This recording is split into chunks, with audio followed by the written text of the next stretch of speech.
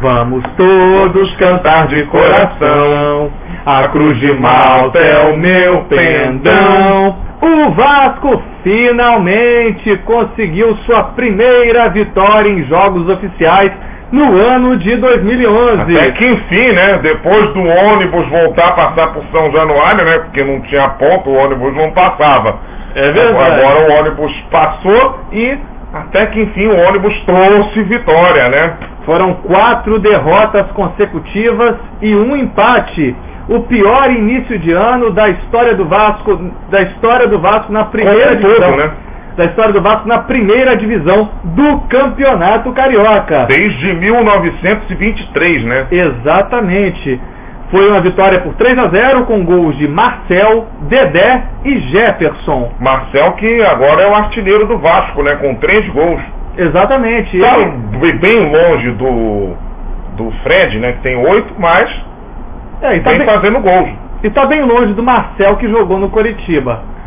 Mas também o Marcel, que jogou no Coritiba, pegou um time um pouco mais qualificado e pegou um time em um momento psicológico melhor, né? Exatamente.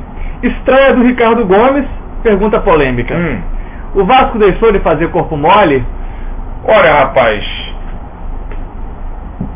eu não acredito que o Vasco tenha feito corpo mole nos outros jogos, não. Não. Porque o problema é que o Vasco também enfrentou os melhores pequenos, entendeu? Mesmo eles sendo considerados pequenos, você acha que o Vasco não poderia ter feito mais frente? Poderia, mas o problema é que o elenco do Vasco não é de tão boa qualidade assim, entendeu? Entendo. Então, você tem um time que depende muito de Carlos Alberto e Felipe, que são jogadores. O Felipe está em idade avançada e nunca foi um jogador que, assim, foi um excelente jogador, né? Mas sempre foi um jogador de prender demais a bola, e o Carlos Alberto também. E o resto do meio campo do Vasco, os outros dois, o Rômulo, o Alan, né? Enfim, quem jogasse ao lado deles, errava demais os passes. Mas você falando da dependência do Carlos Alberto, o time vascaíno perdeu o Carlos Alberto pro Grêmio. Você acha que foi uma boa saída dele? Olha, eu acho que pro Vasco, teoricamente, não foi de todo ruim, não. Agora, pro Grêmio, foi. Por quê? Porque o Grêmio tem um elenco bom, né? Tem o Douglas para aquela posição, que é um bom jogador, entendeu? Tem lá o Vinícius Pacheco, né? E começou bem. Começou bem. Assim como ele começou bem ano passado pelo Flamengo. E aí foi lembrado também pelo lance lá do jogo da Universidade do Chile, que ele caiu, né, no finalzinho do jogo, Flamengo 2-1, né? Flamengo precisando de mais um gol para classificar, ele caiu dentro da área e o juiz obviamente não deu pênalti, né? Exatamente. Agora, você citou o Felipe. Eu tenho a impressão de que o Felipe ele não gosta só de pegar a bola e chutar, não. Ele parece que quer passar manteiga na bola, porque umas 2, 3 vezes, na hora de chutar, na partida do Vasco com o americano, ele preferiu parar, tentar driblar um jogador, ou esperar que o jogador chegasse, aí acabou perdendo tempo para chute. O Felipe, ele é um jogador que nunca foi muito de chutar, ele sempre foi de prender a bola. Sempre foi um jogador lento, o Felipe, tá? De prender a bola, tentar o drible para cima do adversário, né? E sempre foi um jogador que tinha que ter uma bola para ele e outra para os outros, né? A verdade é essa. Eu acho que esse foi o problema de ter o Felipe e o Carlos Alberto juntos no mesmo time. Pois é. E eu tô com um palpite de que foi uma queda de braço. Essa permanência do Felipe e a saída do Carlos Alberto. Uma queda de braço entre os dois. Pode ser, porque os dois têm uma personalidade conhecidamente complicada, né? Exatamente. Pode ser. Exatamente. E pode ser também uma queda de braço entre o Carlos Alberto e o Dinamite, né? Porque os dois brigaram também, né? Teve uma briga, parece que teve até empurrão. Pois é. E pela declaração do Dinamite na sexta-feira para a Rádio Globo, ele disse que em hipótese alguma é possibilidade zero do Carlos Alberto voltar para o Vasco. Pois é. No momento. Aí o bicho pega, né? O negócio fica feio, né? Ontem quem teve uma... E o Vasco também, o Flamengo foi campeão da Copa São Paulo, mas o Vasco também fez uma campanha legal na Copinha. Passou de fase, tem alguns bons jogadores na Copinha. Então, o Vasco poderia puxar até alguns jogadores dos juniores para o profissional, de repente. É verdade, é uma boa pedida. A gente viu ontem na partida do Vasco com o Americano, quem se destacou muito foi o Jefferson, que agora está voltando, agora é camisa 11. Ele veio do Santo André em 2009, passou por uma série de lesões.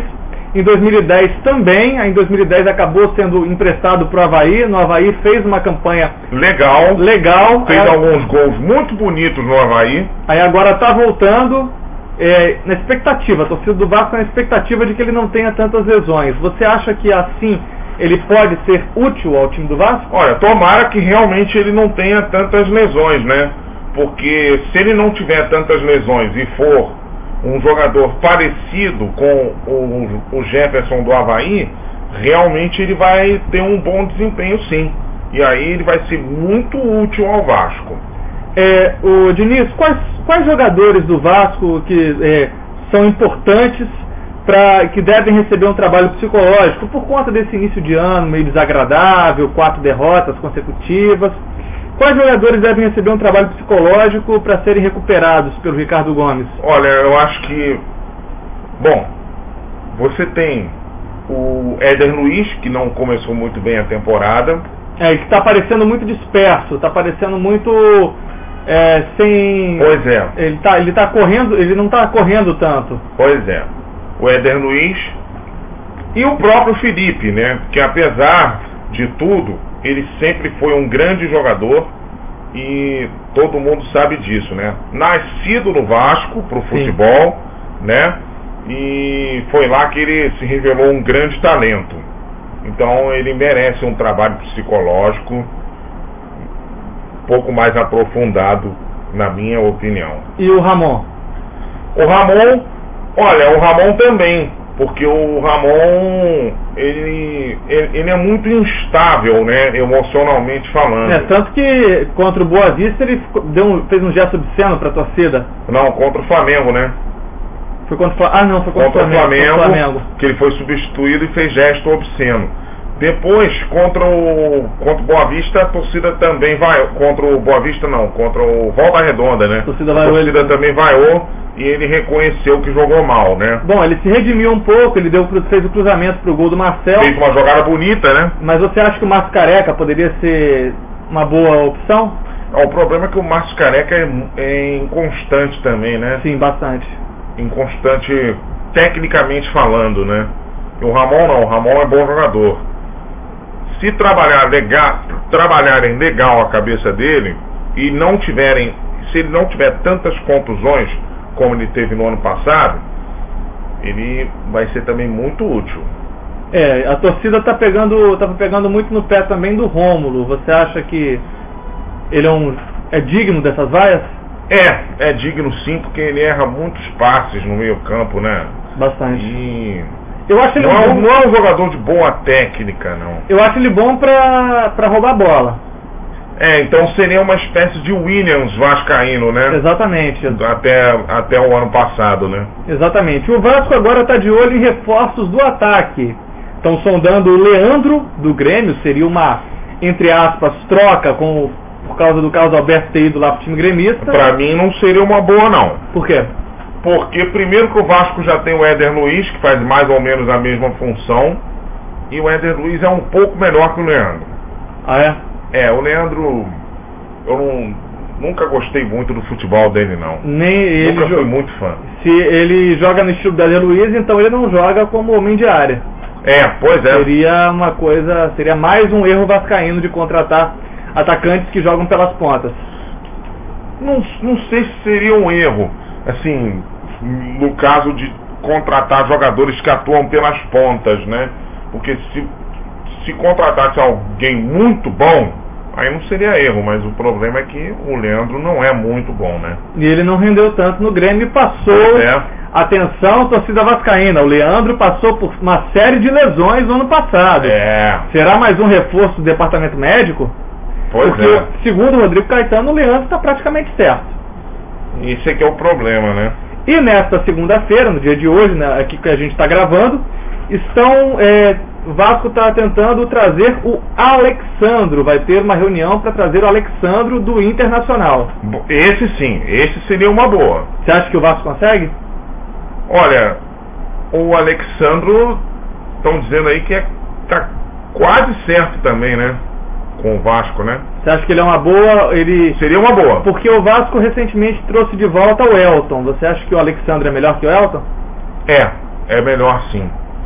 Pelo menos ele fez muitos gols importantes pelo Inter, né? Exatamente. Pelo menos, se não me engano, foi ele que fez o gol da classificação contra o São Paulo, né? Sim. Para a final da Libertadores, né? Sim, eu não sei. Não, acho que foi o Juliano. Não, acho que foi o Juliano. Mas ele fez alguns gols muito importantes com a camisa do Inter.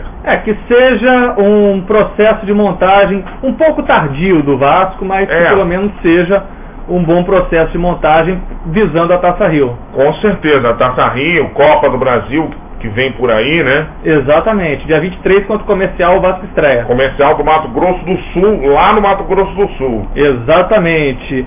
Enquanto isso, a gente fica por aqui. Antes de mais nada, recado final de Fernando Diniz. Bom, recado final para a torcida vascaína, que essa vitória aí dá uma esperançazinha de uma melhora, pelo menos para a Taça Rio, né? Mas não é tudo. Não é tudo, mas essa vitória e essas possíveis contratações, principalmente a do Alexandro.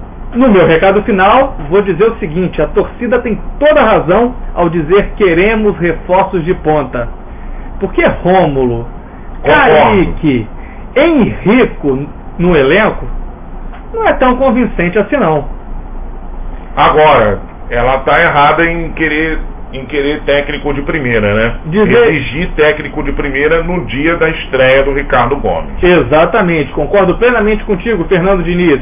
Nós ficamos por aqui nesse Giro do Vasco. www.youtube.com/blog 4 linhas www.youtube.com/blog 4 linhas numeral www.youtube.com/blog 4 linhas. A comunicação está no ar.